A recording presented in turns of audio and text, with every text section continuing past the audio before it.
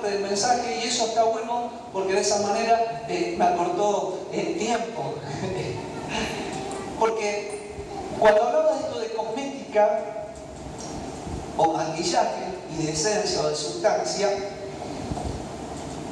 les voy a leer primero lo que encontré en el diccionario. Cuando leí, porque uno utiliza las palabras y por ahí sabe qué significa, pero el diccionario nos da con mayor detalle y precisión el significado de esas palabras, y ahí tiene otro sentido. Cosmética, acción superficial que no toca el fondo de la cuestión. Eso es cosmética, una acción superficial que no toca el fondo de la cuestión. Viene del griego cosmos, que tiene que ver con la belleza y el orden, y correlativo a. Entonces, cosmética, cosmo y co, relativo a la belleza y el orden. Eso significa cosmética. Pero es algo que está en lo superficial, por arriba, no va a lo profundo. Maquillaje. Se emplea para cambiar la apariencia con el fin de embellecer. Para eso nos maquillamos. Hay distintos tipos de maquillaje. El vestuario pasa a ser un maquillaje. Cuando pintamos una pared, estaría dentro de un maquillaje. Estamos tratando de embellecer, de cambiar la apariencia de algo. Las mujeres saben mucho de esto. Entonces, maquillaje se emplea para cambiar la apariencia con el fin de embellecer. Y ahora vamos a la otra palabra, esencia, y después yo busqué además sustancia. Esencia, del griego ousia, aquello que constituye la naturaleza de las cosas, lo permanente e invariable de ellas. Aquello que constituye la naturaleza de las cosas, lo permanente e invariable de ellas. Entonces el maquillaje es algo que está por arriba, es superficial, la cosmética es superficial, no va a lo profundo. El maquillaje se hace con el fin de embellecer, de cambiar la apariencia de algo, pero a diferencia de esto, la esencia tiene que ver con la naturaleza de las cosas. Aristóteles diría con el ser, con lo que es algo. Es completamente diferente al maquillaje y a la cosmética. La esencia es con aquello que tiene que ver con la naturaleza de algo, que es invariable, no hay forma de modificar, no se puede cambiar. Y la sustancia es la parte fundamental de algo en la que reside su interés. La sustancia es la parte fundamental de algo. Entonces, esencia y sustancia podríamos ponerlas de un lado y cosmética y maquillaje del otro lado. Ahora, ¿qué tiene que ver esto con la iglesia? ¿Y qué tiene que ver esto con la palabra de esta noche? A partir de esto Dios me empezó a hablar. Me trajo esas dos palabras, cosmética y esencia. Y de ahí el Señor me habló y estoy seguro que va a hablar esta noche a tu vida. Vivimos en un tiempo donde la apariencia tiene más peso y más valor que la esencia. Donde es más importante el maquillaje que la naturaleza de algo. Y la iglesia no está ajena a esto. Entonces, cuando Dios me pone esto en el corazón, porque para Semana Santa podemos hablar de muchísimas cosas, muchísimos temas para hablar, desde los símbolos, desde las tradiciones, las costumbres, lo que sucedió, que los evangelios nos cuentan esa semana previa al sacrificio de Jesús en la cruz, lo que sucedió después de la resurrección de Jesús. Podríamos hablar de muchísimas cosas, pero el Señor me hizo poner en el corazón, y me ha tocado preparar en otras oportunidades estudio y toda la Semana Santa con distintas actividades para abordar distintas cuestiones. Pero en esta oportunidad Dios me hizo ver que como iglesia, cuando hablo como iglesia no me refiero a mensaje de salvación, hablo a la iglesia del Señor toda, ¿sí? como que en la iglesia a veces nos quedamos discutiendo en el maquillaje, en la cosmética, y no vamos a la esencia, no vamos a la profundidad de la cosa, no vamos a la naturaleza, a lo que verdaderamente es algo. Entonces vamos a encontrar en las redes discusiones, debates, que uno se enoja, que el otro contesta otra cosa, que responde y que no, porque acá y porque allá, que el huevito sí, que el huevito no, por decir algo, ¿no? Y estamos discutiendo de la cosmética, del maquillaje, de lo que está por fuera, de lo que tiene que ver con cuestiones hasta comerciales, ni siquiera tienen que ver con cuestiones de ideología de índole religioso. Y el Señor no es solamente con esto de la Pascua. Lamentablemente, en estos tiempos, la iglesia en algunos lugares está poniendo más el acento en la cosmética y en el maquillaje que en la esencia, que en la naturaleza. Y cuando el Señor me habla esto al corazón, es para advertirme de que no entre en ese mismo terreno, en ese mismo juego, diciéndome: Claudio, tened cuidado. No sea cosa que te preocupes más por el maquillaje y la cosmética de la iglesia y pierdas de vista la esencia, la sustancia de las cosas. ¡Wow! Creo que con eso podríamos hasta cerrar la prédica y quedarnos cada uno con esto para seguir meditando en el Señor. Bien, ¿entiende por qué cobran sentido estas dos palabras que Dios me puso en el corazón? Digo, Dios me puso en el corazón. Algunos me dicen: ¿cómo sabe que Dios le puso en el corazón? Porque no es que yo estuve revisando libros de cosmética, de estética, que estuve viendo cuestiones de esencia, química, de sustancia. No. Dos palabras que de repente vienen al corazón. Cuando digo al corazón, vienen a la mente, y son dos palabras que empiezan a palpitar en el corazón, empiezan a hacer acelerar el corazón, como diciendo: acá hay algo para prestar atención. Y por eso me atrevo a decir: son palabras que Dios me puso en el corazón, porque no se me ocurrieron a mí. No es que yo me senté y dije: bueno, a ver, ¿de qué vamos a hablar? A ver, vamos a buscar. O agarré el diccionario. No. Me atrevo a decir: son dos palabras que Dios puso en el corazón, y a partir de ellas me empezó a ministrar, porque no estuve viendo nada relacionado con el tema. A veces Dios usa cosas, nos metemos a ver algo y no sabemos por qué, y de repente a través de eso Dios nos empieza a ministrar, a predicar y a hablar. Es loca de distintas maneras. Bien, entonces no nos vamos a meter en esta noche con el tema del maquillaje y de la cosmética en relación a la Pascua, sino vamos a ir a la esencia. Vamos a conocer la sustancia. ¿Dónde está la esencia? Lo que es invariable, lo que no puede cambiar, acá, en la palabra de Dios. Después usted puede buscar bibliografía, literatura, en formato papel, en libros, de manera digital, en plataformas, googlear. Va a encontrar un universo de información, que algunas pueden estar acorde con la esencia, con la sustancia, y otras pueden estar a luz de distancia con la verdad de Dios. Entonces, cuando queremos conocer algo, tenemos que ir a aquello que es invariable, aquello que no puede cambiarse, a la fuente, a la esencia, a la sustancia, a la palabra de Dios. No voy a detenerme mucho en Éxodo 12, porque el pastor desarrolló lo que el capítulo 12 del libro de Éxodo nos relata, pero sí decirle que en el capítulo 12 encontramos el origen en relación a la Pascua. En el Antiguo Testamento, Éxodo capítulo 12, está el origen de la Pascua. ¿Cuándo se inició la Pascua?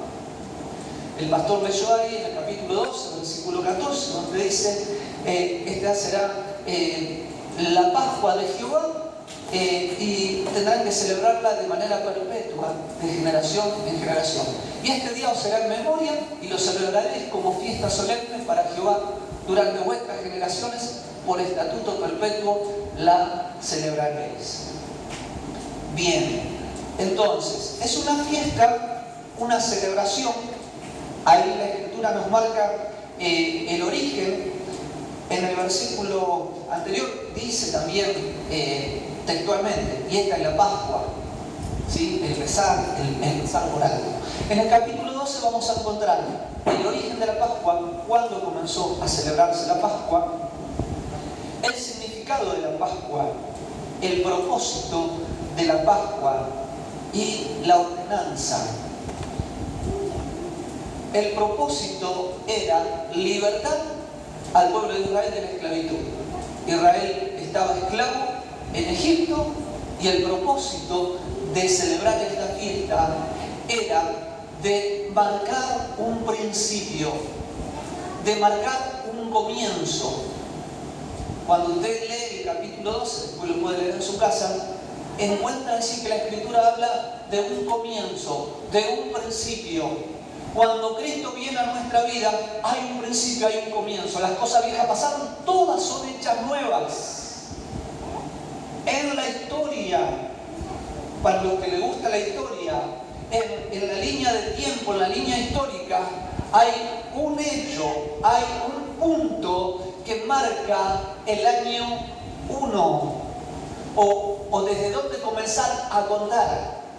¿Sabe cuál es el hecho que marca en esa línea histórica? El nacimiento de Jesucristo. Antes de Cristo, desde ese punto para atrás. Después de Cristo, desde ese hecho, desde el nacimiento de Cristo para adelante. Están todos los libros de historia, se enseñan en todos los colegios. No hay nadie que pueda negar esto. Es un hecho que marca un antes y un después. Cuando Cristo nace en tu corazón, cuando Cristo nace en tu vida, sucede exactamente lo mismo que en la línea de tiempo. Nada más que ya no es la línea de tiempo universal del mundo donde vemos las cosas que pasaron y acontecieron en los distintos momentos históricos. Tiene que ver con el momento de tu vida. A mi vida el Señor llegó cuando tenía 14 años. Y hay un 14 años, ahí empezó el antes de Cristo para atrás y el después de Cristo. Porque cuando Cristo vino a mi corazón, dice la alabanza, mi vida entera cambió.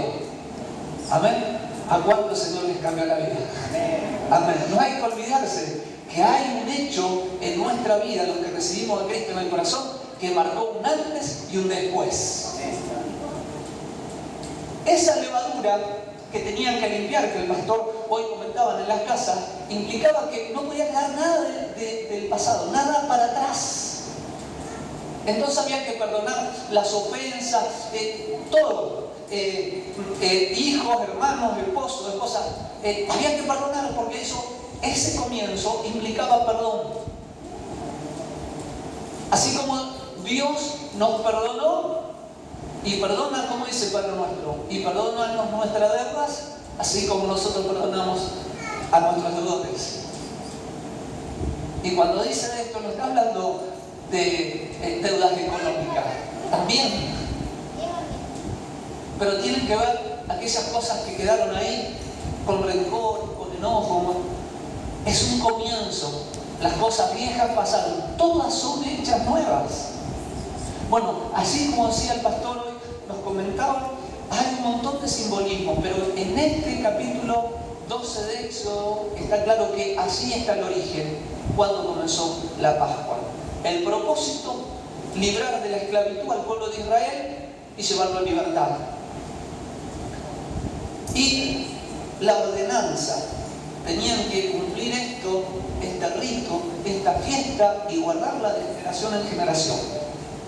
Y termina ese capítulo 12 diciendo que el pueblo de Israel adoró e hizo, capítulo 12, versículo 26 al 28, vamos a leer.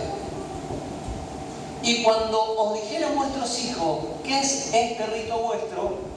Ahí está el significado. Vosotros responderéis, es la víctima de la Pascua de Jehová, el cual pasó por encima de las casas de los hijos de Israel en Egipto, cuando hirió a los egipcios y libró nuestras casas.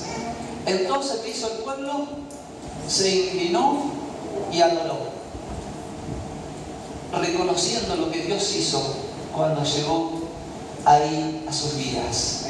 Amén. ¿Qué tenemos que hacer nosotros? Siempre acordarnos en nuestra línea de tiempo cuando Cristo vino a tu corazón, cuando Cristo vino a mi corazón. Mi vida entera cambió. Amén. Amén. Inclinarnos y adorar. Y el versículo 28 dice: y los hijos de Israel fueron e hicieron como puntualmente así. ¿Cómo dice el pastor en la otra versión?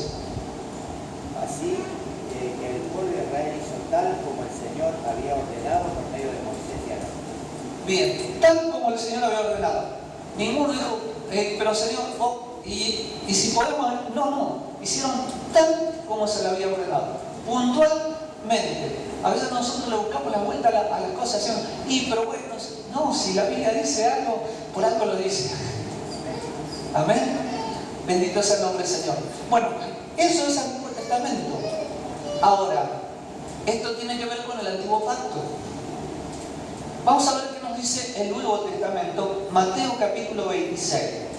Porque vamos a ver, vimos lo que el Señor nos habla acerca de la Pascua en el Antiguo Testamento, y ahora vamos a ver qué es lo que el Señor dice en relación a la Pascua en el Nuevo Testamento.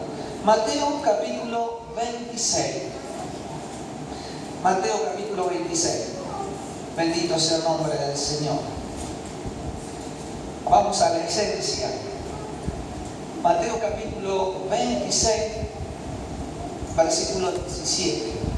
Hay un texto, anótelo, después en Hebreos 10:1 dice que las cosas del pasado eran sombra de los bienes venideros. Hebreos capítulo 10, versículo 1. Gracias, David. Porque la ley teniendo la sombra de los bienes venideros, no la imagen misma de las cosas.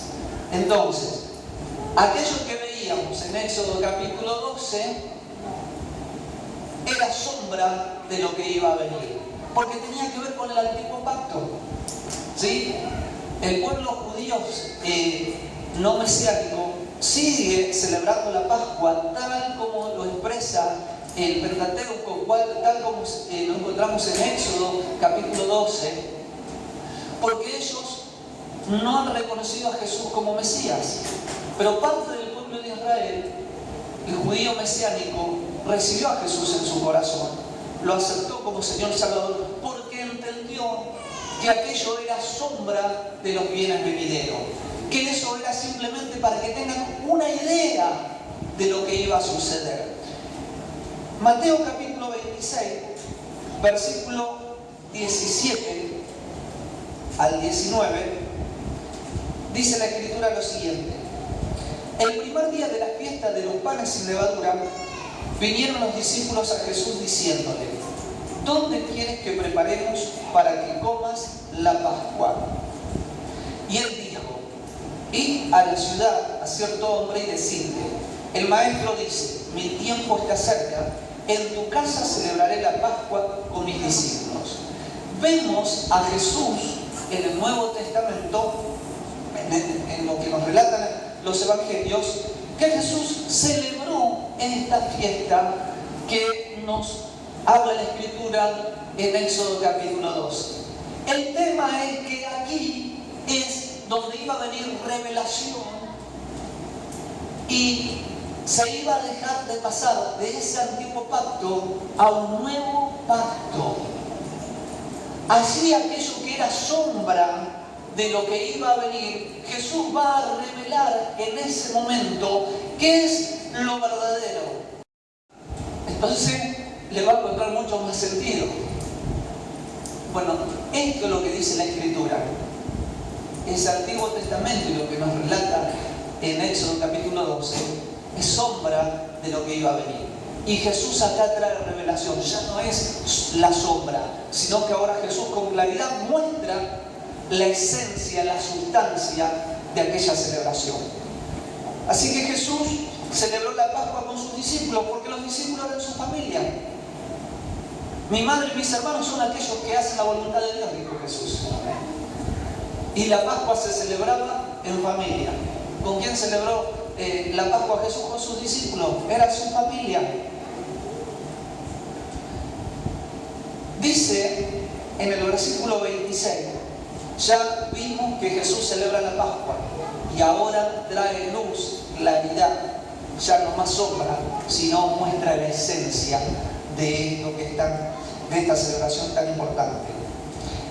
Y mientras comían, tomó Jesús el pan y bendijo y lo partió y dio a sus discípulos y dijo: Jesús tomó uno de los elementos que estaban en la mesa de celebración de la Pascua y tomó el pan como símbolo y dice que lo partió, lo bendijo y lo partió y dio a sus discípulos y dijo: hasta acá era todo tal cual se celebraba la Pascua de acuerdo a lo que establece el Antiguo Testamento. Pero allí viene la revelación y trae luz sobre esta celebración. Y dijo: tomad, comed, esto es mi cuerpo. Lo que hicimos nosotros hoy en esta noche, antes de la palabra del Señor. Participad del pan. Jesús tomó uno de esos símbolos y ahora le da el verdadero significado. Dice: este pan es mi cuerpo. Comed todos de él. Versículo 27. Y tomando la copa y habiendo dado gracias, les dio diciendo: bebed de ellas todos, porque esto es mi sangre del nuevo pacto que por muchos es derramada para remisión de los pecados. Ahí dejó de ser sombra esa celebración para traer luz del verdadero significado, de la esencia, de la sustancia, de que lo que había sucedido con Israel en Egipto tuvo que ver con ese momento, con esa situación, con esa circunstancia donde Dios lo trajo a libertad, lo sacó de la esclavitud. Pero no era simplemente eso, sino que eso que había sucedido con el pueblo de Israel tenía un significado mucho más profundo. Iba mucho más allá que libertar a un pueblo de la esclavitud en un determinado momento de su historia. Tenía que ver con que Jesús iba a libertar de la esclavitud no a un solo pueblo, sino a la humanidad toda, para sacarnos no de la esclavitud de Egipto, sino del pecado y traernos a libertad. Ese es el verdadero significado de la Pascua. Y por eso celebramos la Cena del Señor regularmente, no solamente en este mes, porque recordamos lo que el Señor hizo por nosotros y hacemos lo que Él dijo. Así que dice la Escritura: porque esto es mi sangre del nuevo pacto, que por muchos es derramada para remisión de los pecados. En su sangre, en su sacrificio en la cruz, iban a ser perdonados nuestros pecados, íbamos a ser redimidos. Entonces vimos el Antiguo Testamento, vimos en el Nuevo Testamento que Dios trae luz y claridad sobre este asunto, y unos minutitos más para mostrarle hoy, para mostrarle la práctica en la iglesia. Y para eso tenemos que ir a 1 Corintios capítulo 11, que también lo leemos cada vez que celebramos la Cena del Señor. 1 Corintios capítulo 11. Pero acá quiero detenerme en algunas cositas para que el Señor también nos traiga luz sobre algunas cuestiones. Siempre, en todas las iglesias cristianas, al celebrar la Cena del Señor, vamos a esta carta a los Corintios y tomamos lo que el apóstol Pablo dice allí en 1 Corintios capítulo 11. Pero yo quiero ir a unos versículos anteriores, porque en el versículo 17 es donde nos encontramos siempre en la lectura que compartimos para la Cena del Señor. Pero quiero ir un poquito antes, capítulo 1, 11, versículo 2. Capítulo 11, versículo 2. Dice la Escritura lo siguiente: os alabo, hermanos, porque en todo os acordáis de mí y retenéis las instrucciones tal como os la entregué. Pablo, hablando de la iglesia de Corintio, dice: de estar con ustedes. Los alabo. La verdad que estoy contento porque se acuerdan de mí en sus oraciones, me tienen presente y retienen las instrucciones, la enseñanza tal como se las he dado. Entonces es digno de destacar de la iglesia de Corintio, porque cumple fielmente a lo que Pablo le fue instruyendo, le fue enseñando. Eso dice el versículo 2, y después ahí usted puede seguir leyendo. Después, y ahí vamos al versículo 17. El versículo 17 del capítulo 11 dice: pero al anunciaros esto que sigue, no os alabo. Se nubló todo ahí. Comenzó la carta con muchas florcitas y con muchas sorpresitas, y a la mitad de la carta dice: en esto no los alabo. En esto no me gusta lo que está pasando, dice Pablo. Dice: pero al anunciaros esto que sigue, no os alabo, porque no os congregué para lo mejor, sino para lo peor. Pues en primer lugar, cuando os reunís como iglesia, oigo que hay entre vosotros divisiones. Se reunían para celebrar, ¿qué cosa? La cena del Señor. Porque Pablo le está hablando puntualmente de la cena del Señor, por eso luego después va a decir cómo se celebra la cena del Señor. Y Pablo dice: estoy contento porque están cumpliendo todo esto que les he mandado, pero no estoy contento por esto otro que me entero que está pasando en la iglesia. En esto no los alabo. Dice: porque cuando se reúnen para lo peor. Imagínense todo lo que implica para lo peor: chisme, enojo, pelea, envidia, pleito, rivalidades, competencias, cosas que en algunas iglesias pasan más que en otras. Y Pablo dice: en esto no los alabo. Y versículo 20, para adelantar un poquito, capítulo 11, versículo 20. Dice: cuando pues os reunís vosotros, esto no es comer la cena del Señor. ¿De qué le está hablando Pablo? ¿Y por qué su malestar? ¿Y por qué no está contento por lo que sucede? Dice: cuando se reúnen para lo peor. Y no se está reuniendo para comer la cena del Señor. Esto no es comer la cena del Señor, porque al comer cada uno se adelanta a tomar su propia cena y uno tiene hambre y otro se embriaga. Pues ¿qué no tenéis casa en que comáis y bebáis? ¿O menospreciáis la iglesia de Dios y avergonzáis a los que no tienen nada? ¿Qué os diré? ¿Os alabaré? En esto no os alabo. Se reunían como iglesia a celebrar la cena del Señor y pasaba de todo. Y Pablo dice: no se reúnen para lo mejor, se reúnen para lo peor. Eso no es comer la cena del Señor. Entonces ahí es donde Pablo les explica, y son los textos que usamos para celebrar la ceremonia de Santa Cena. Versículo 23: porque yo recibí del Señor lo que asimismo he enseñado, que el Señor Jesús, la noche que fue entregado, tomó pan y habiendo dado gracias, lo partió, lo bendijo y dijo: tomad, esto es mi cuerpo. Y después a sí mismo tomó la copa. Son los textos que leemos siempre para celebrar la cena del Señor.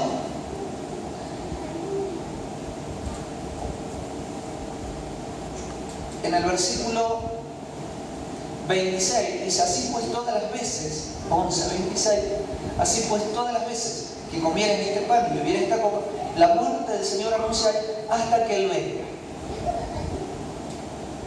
Pero el relato sigue.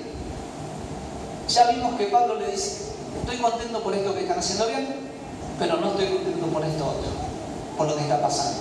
Y el relato sigue y dice: de manera que cualquiera que comiere este pan o bebiere esta copa del Señor indignamente será culpado del cuerpo y de la sangre del Señor.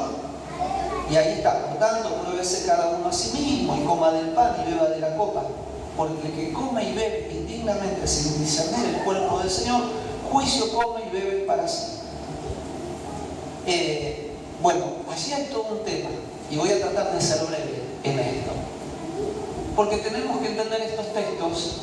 Dijimos que tenemos que ir a la esencia y ver la sustancia, no quedarnos en lo superficial, sino ir a lo profundo y para saber qué implica esto.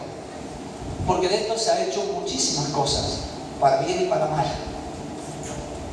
Aquí nos encontramos con que aquel que come sin discernir el cuerpo, juicio come y bebe para sí. Pero el relato sigue para poder entender a qué se refiere Pablo con esto. Y está ahí en la Biblia. Dice en el versículo 33 del capítulo 11: así que, hermanos míos, cuando os reunís a comer, esperaos unos a otros. Si alguno tuviere hambre, coma en su casa, para que no os reunáis para juicio. Las demás cosas las pondré en orden cuando ellos fueren. O sea, Pablo acá está atendiendo un tema puntual que pasa en la iglesia de Corintios en relación a la celebración de la Pascua, en relación a la celebración de la Cena del Señor. No está contento por lo que están haciendo, porque para Pablo lo que está sucediendo no es participar de la Cena del Señor. Hay quienes comen, se adelantan, se embriagan, hay otros que no tienen y quedan avergonzados. Pero quiero llegar a que podamos entender lo que entiendo por las Escrituras, a lo que Pablo se refiere: comer la Cena del Señor indignamente.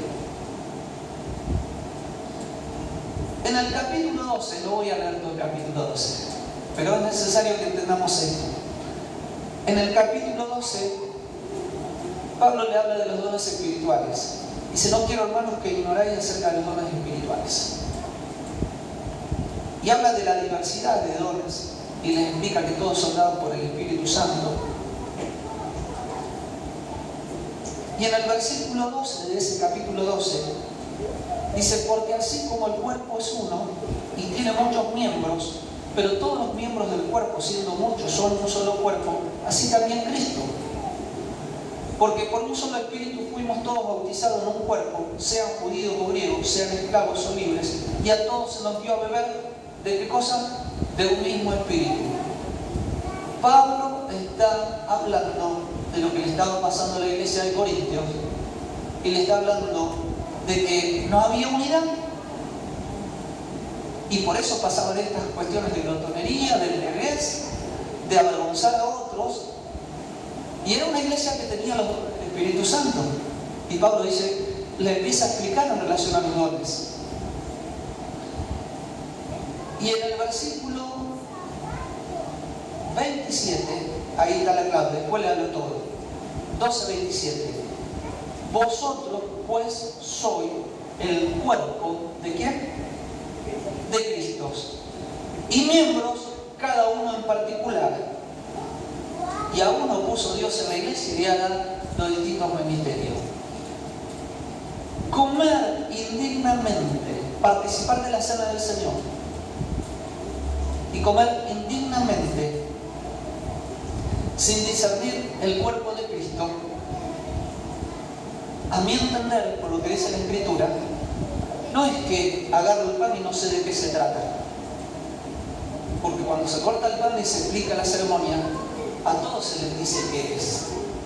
E incluso quienes ministran, sirven la cena del Señor, por costumbre, por una forma, a veces solemos decirle a la persona, participa de este pan, símbolo del cuerpo de Cristo. Entonces, no se trata de ese pedacito de pan que vamos a comer. El participar indignamente sin discernir el cuerpo de Cristo. Porque todo el capítulo de Pablo viene hablando de la iglesia, y el versículo 27 dice, el cuerpo de Cristo es la iglesia. Entonces, participar de la cena del Señor, de la Pascua, indignamente, sin discernir el cuerpo de Cristo, implica, según entiendo, por lo que me dice la Escritura, es participar de la cena del Señor y no tener sentido de comunión, de comunidad, de familia, de iglesia, de hacer la mía, dirían los chicos, y no pensar en los demás. Eso es participar de la cena del Señor sin discernir el cuerpo. No interesarme por lo que le pasa a mi hermano, no preocuparme por lo que le pasa a los demás, no comprometerme con las cosas que hay que hacer en la iglesia, porque total, si hay otro, que lo haga otro. Eso es, a mi entender, participar indignamente sin discernir el cuerpo de Cristo. Y Pablo le sigue hablando después en Corintios capítulo 13. Y con esto culmino. En Corintios capítulo 13, porque estos capítulos hay que leerlos todos, no tomar una parte. Haga el ejercicio en su casa. Comienza el capítulo 11, siga si quiere, pero al menos hasta el capítulo 13.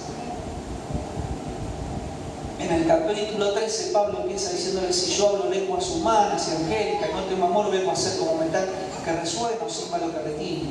Dice: si tuviera toda la profecía y habla de los dones y si entendiera todas las cosas y si diera todo para dar a los pobres y no tengo ¿qué cosa? Amor, nada soy. Y el capítulo 13 termina diciendo, en el versículo 8 dice: el amor nunca deja de ser, pero las profecías se acabarán y cesarán las lenguas, la ciencia acabará. Y el versículo 13, el capítulo 13: y ahora permanecen la fe, la esperanza y el amor. Estos tres, pero el mayor de ellos es el amor. ¿Qué le está diciendo Pablo a la iglesia de Corintios con la celebración de la Santa Cena? Están participando, pero Pablo le está diciendo: lo hacen sin discernir el cuerpo de Cristo, sin comprender que son una comunidad de fe, que son iglesia, que son una familia. Cada uno piensa por lo suyo y va a buscar lo suyo y hace la suya y vuelve a su casa. Aleluya, aleluya, cada uno hace la suya. No es lo que el Señor quiere. Ahí en el capítulo 12 dice: si un miembro se duele, todo el cuerpo se duele. Si alguien la está pasando mal, a lo mejor no tengamos la posibilidad humana para solucionarle el problema.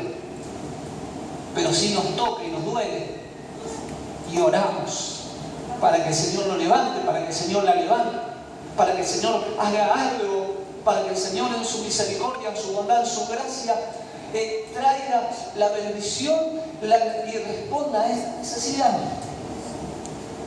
Cuando nosotros participamos de la Pascua, de la Cena del Señor, comer pan indignamente, sin discernir el cuerpo de Cristo, tiene que ver con eso, con olvidarme de que soy parte de la iglesia. Capítulo 12 dice: si la mano dijera no necesito el pie, si la oreja y el ojo. Y el capítulo 13 dice: puedo tener todos los ministerios, todos los dones, pero si no tengo amor, de nada sirve. Porque el amor es Cristo. De tal manera nos amó el Padre, que dio a su Hijo unigénito. Jesús murió en la cruz con los brazos abiertos para recibir a todo aquel que quiera venir a Él.